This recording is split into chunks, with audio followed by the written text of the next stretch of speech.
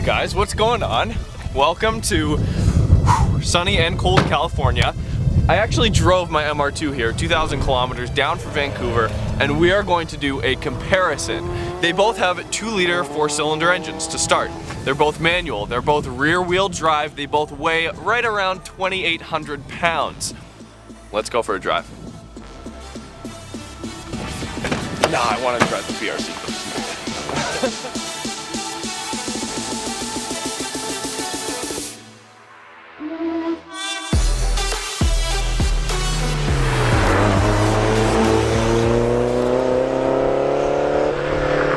Just quickly before we get going, you guys, we have a new sponsor that made this video possible, so check it out. Hello. Marcus, these speakers are killing it.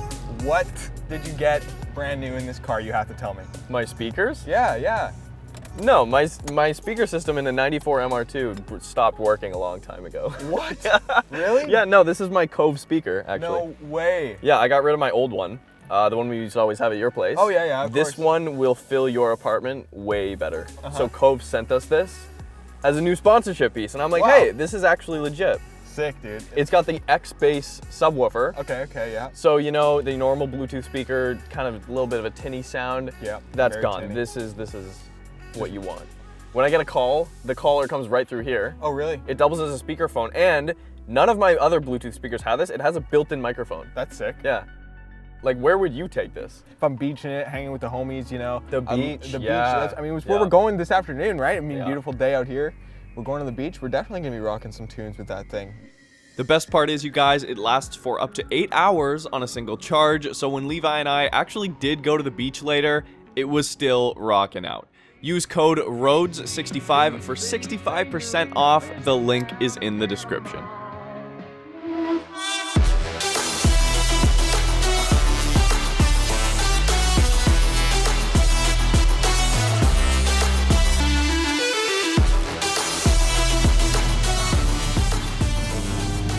So technically speaking, the BRZ is a better car. Let's just get that out of the way. I am biased towards the MR2, but technically speaking, the BRZ is just a better car. It's got more technology, it's more modern, the suspension geometry is more up to date with what current engineering would deem better for the road. So whether or not that matters is a different question though, because it all just comes down to how you feel behind the wheel, how the car drives in your hands, how the power delivery is, and what is happening when you're actually shifting gears, braking, accelerating, and going through the corners. That's at least what matters more to me, okay? If you tell me that, okay, your dual clutch, whatever, is quicker in a straight line than the manual version of that car, which means it's better, I don't care about that. That doesn't, that means nothing to me.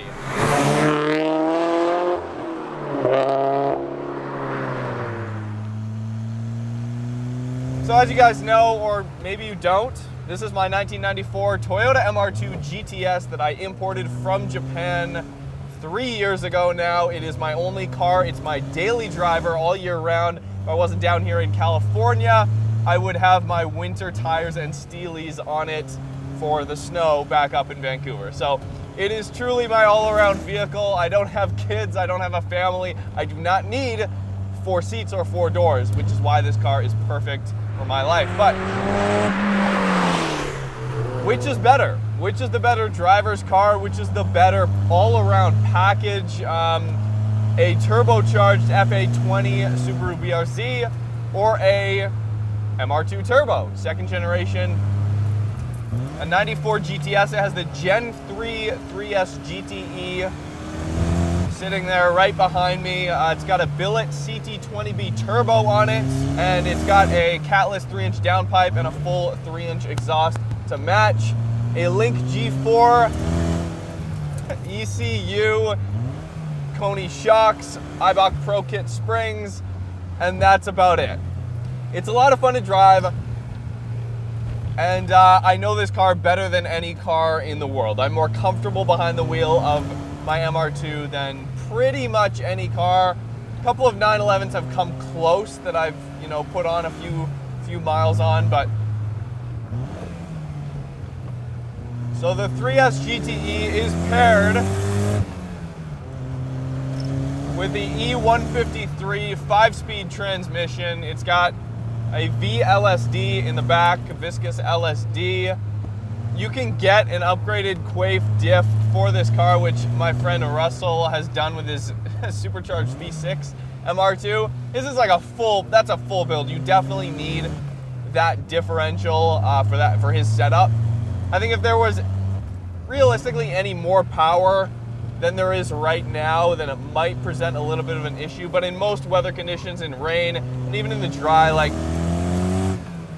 power gets put down. That's what I'm trying to say. Power gets put down in this car.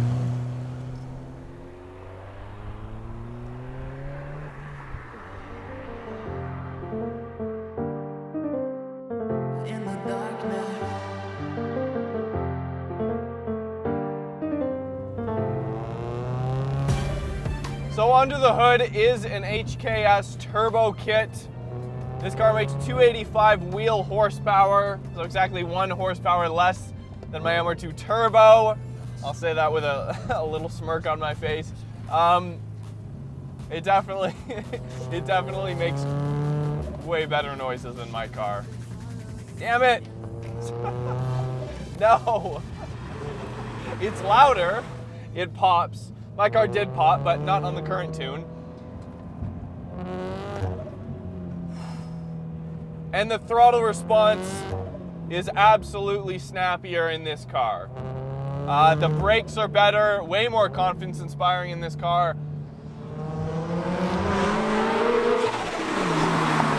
The turbo spool is a lot quicker on the BRZ. It is. The MR2 is definitely noticeably more laggy than this car as far as the turbo is concerned. Now, again, that speaks a lot to modern turbo technology, fuel injection, and ECU tuning, right? But here's the thing. So a turbocharged BRZ is awesome. It's a great idea. It's what it should have been for the factory. There's a couple of downsides though. So the BRZ power band, the FA20 power band from the factory is known for its kind of infamous torque dip. You got an initial boot of torque down low, an adequate number, I guess, and then it kind of falls flat for a couple thousand RPM, then you get it back near the top end. When you stick a turbo on an FA20, it's pretty much got the same power band, but it's just the torque curve is higher across the rev range once you get into boost. But you still feel that torque dip even with the turbo. It's true, you do. You get a noticeably, another kick of power from 6,000 to 7,500 RPM, you do. You could definitely drift this car a lot easier than the MR2. It definitely has much more of a tendency to oversteer than the MR2 does.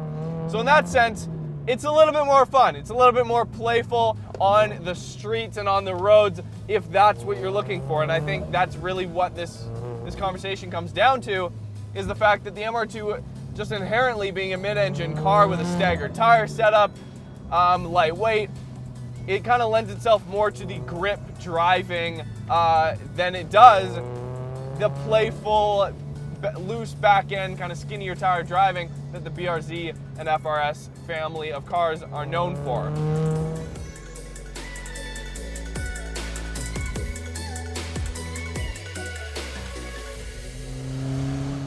Snap oversteer is all on the driver. That's my thought. I mean, seriously, this car was built with a tendency to understeer, as most cars are, for safety, right? And a mid-engine car like this, having no weight over the front wheels, we've had a bunch of mudslides recently up here, and so when I hit a patch of mud, this versus the BRZ handles it much, much better, because the front wheels are first to hit the patch of mud, and there's no weight over the front wheels. So it just understeers immediately when the front wheels don't have grip and the rears do. Like right there, that was definitely a moment of I hit mud and we might understeer off a cliff. But that's kind of the excitement that comes in a second gen MR2. That turbo is spooling up right behind my ear. It is a glorious sound, something that you will never be able to get even if you turbocharge your BRZ. The MR2, and which is why I prefer the power band in this car over a turbo FA20 even still, is because this is all mid-range and the power just increases with RPM. But it's very consistent. This is a more consistent engine. The 3S GTE was obviously turbocharged from the factory. All I did was kind of bring it up to a modern power level. So the MR2's brakes are way worse. Let me just put it that way. The BRZ, Herman's BRZ absolutely has much better brakes than this car. The feel is better, the stopping power is better. I get it, okay? I'm running basically stock MR2 Turbo brakes, although I have upgraded the pads and there are stainless lines, but that's it. Other than that, they're bone stock. There are not many affordable mid-engine cars, I mean, in the history of cars, which just makes it kind of unique. Part of its charm, I guess. But I like the look of the second gen MR2 better. I think it's a better looking car. No, it's not as modern, but part of the reason why I think it's a better looking car, and this doesn't make any sense, this doesn't hold up in logic court, but it's because you see BRZs and FRSs everywhere. Everyone has them, they're very popular, and they, for the most part, look the same. SW20 MR2s are a lot more rare. It's classic shape. It's got an intake on one side for the intake, and it's got an air intake on the other side to feed the intercooler. Very cool.